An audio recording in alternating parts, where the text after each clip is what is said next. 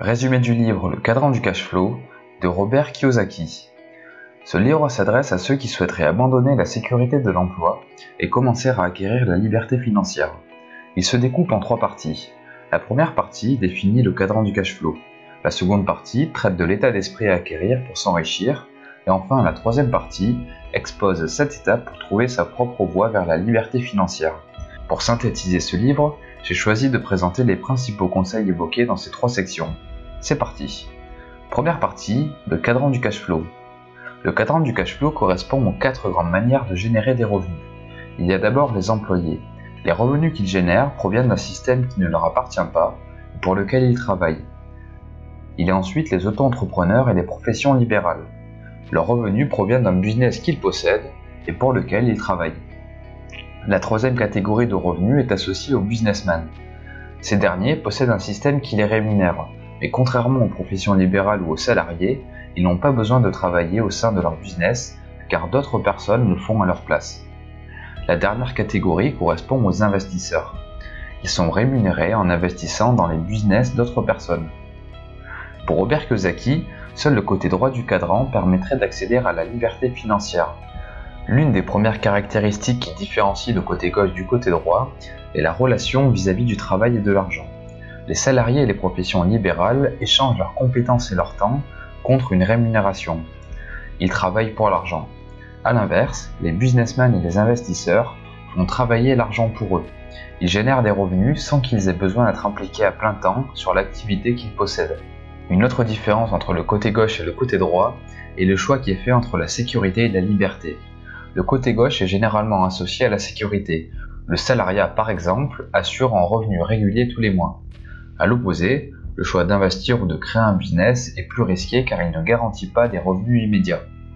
Une autre différence est justement l'appréhension du risque. La peur de perdre de l'argent est la principale cause pour laquelle tant de personnes hésitent à prendre le chemin de la liberté financière. Il y a aussi le niveau d'éducation financière. Les investisseurs et les businessmen possèdent généralement de bien meilleures connaissances financières que les employés et les libéraux. Attaquons maintenant l'état d'esprit pour s'enrichir. Dans cette partie, je vais lister 8 conseils que donne l'auteur pour changer de mindset. Le premier conseil se caractérise par 3 mots: être, faire et avoir. Il s'agit du processus mental qui caractérise l'état d'esprit des riches. L'idée derrière ces 3 mots est qu'il faut d'abord améliorer ses pensées, être, pour pouvoir prendre des actions, faire, de façon à atteindre ses buts, avoir. Le deuxième conseil est de penser hors du système. Si l'on fait ce que tout le monde fait, on aura ce que tout le monde a. Pour s'enrichir, il est donc primordial de sortir des sentiers battus et de faire ce que les gens ne font généralement pas. Le troisième conseil est d'apprendre à maîtriser ses émotions. Pour l'auteur, il est important d'être neutre émotionnellement en ce qui concerne les gains ou les pertes. Le quatrième conseil est d'apprendre de l'échec. Apprendre à s'enrichir, c'est comme apprendre à faire du vélo. Au début, on tombe beaucoup. C'est frustrant et embarrassant. Mais après un certain temps, les chutes s'estompent et on commence à rouler automatiquement. Si l'on chute encore, ce n'est plus aussi dur qu'au début, puisqu'on sait désormais comment se relever et repartir.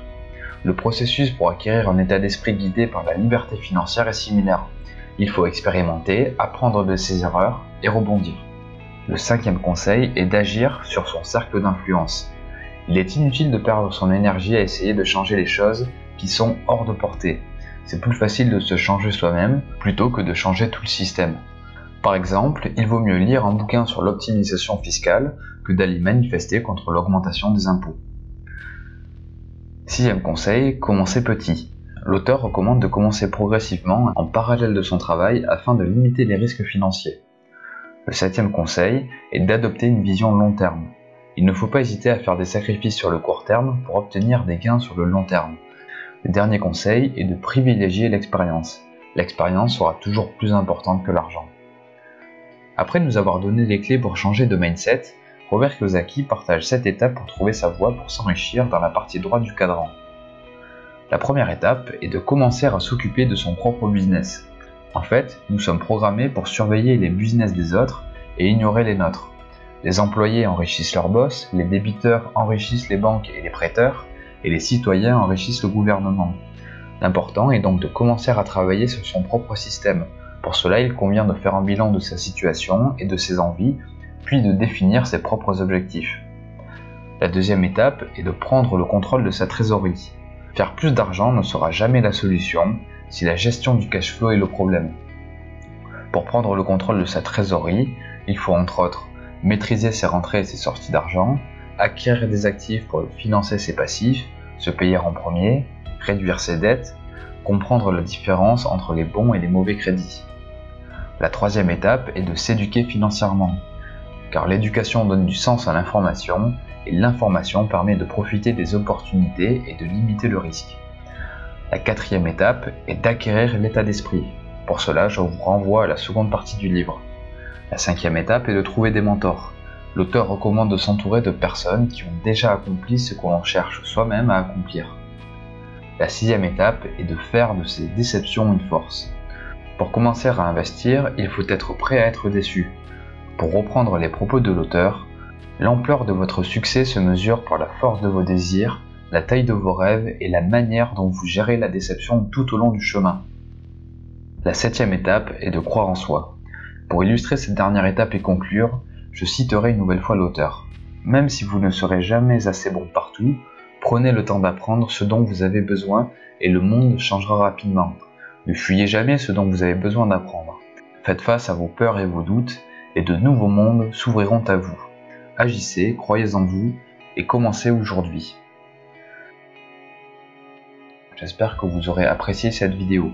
Comme d'habitude, vous trouverez l'intégralité du contenu sur mon site internet. Vous pourrez y télécharger cette fiche résumée, découvrir d'autres synthèses de livres, ainsi que d'autres projets. C'était Mr. Fanjo. À très vite.